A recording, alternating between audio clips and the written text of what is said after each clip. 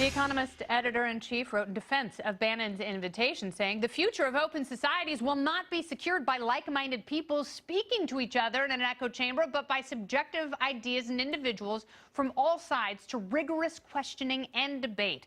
Hear, hear. So should Remnick take a page from the Brit's book? The panel is here to discuss.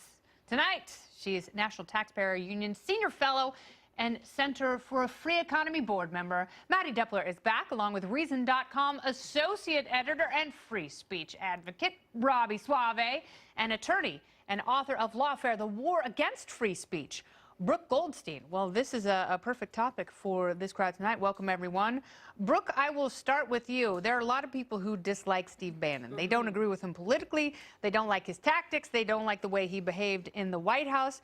But isn't that all the more reason to want to figure out what makes the guy tick and what he tapped into? Exactly, and I think what you articulated in that monologue and what The Economist said is that, this is the marketplace of ideas. That is the value of a free, open, democratic system. One of my favorite quotes is by Benjamin Franklin. He said, "Whoever would overthrow the liberty of a nation must begin by subduing the freeness of speech." And you have a subversive, intentional movement right now, I think, led by Democracy Matters, led by Media Matters, which celebrities are now kowtowing to attack what they call conservative disinformation. What it really is, attacking anyone who has an opposite point of view. And I think the key here, and what's so appalling, is that those who are on the so-called left who are praised, groups like Code Pink, who were protesting Kavanaugh and who were, front and center at the Women's March, are advocating for violence in the form of resistance. And they're doing so with total impunity. So it's total hypocrisy.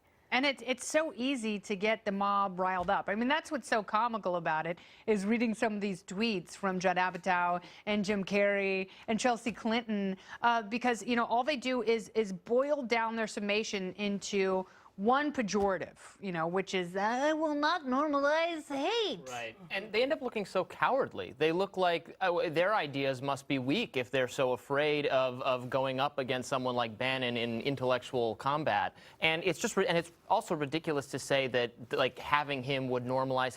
I've got news for you. He's already normal. His ideas are popular. They have influenced on immigration, at least, on trade, have influenced Trump and what the administration does. So it's too late. Doug Jones is very happy for Steve Bannon. So what can you do but challenge this? You can't stop people from hearing about it. I think Remnick had the right idea, because he was going to get him on stage. This is a crowd unfriendly to Steve Bannon, and he was going to kind of go after him. I don't have a problem with that. Bannon knows what he's getting into. He knows the New Yorker isn't going to be a friendly rally in South Florida. Yeah, we don't need to shield Steve Bannon from the hordes of luminaries at the New Yorker's outpost. But, this is why I don't fear the modern American left. It's because you can't vanquish an enemy you don't know. And they are so afraid to even give credence to someone who does not agree with them that they can't share a stage or even the same oxygen in the same room with someone who might not buy in hook, line, and sinker to what their worldview is. This is very scary. I mean, they succeeded in having Steve Bannon disinvited. And when someone like Chelsea Clinton tweets, "I don't want to normalize bigotry," and what they're doing is normalizing the suppression of free speech, when all she has to do is look at her mom. When Hillary Clinton was Secretary of State, she was instrumental in a UN resolution that attempted to ban in international law free speech that they deemed xenophobic. This is a huge threat, I think, to our liberal democracy. Yeah, because, what if the shoe was on the other foot? Well, and it's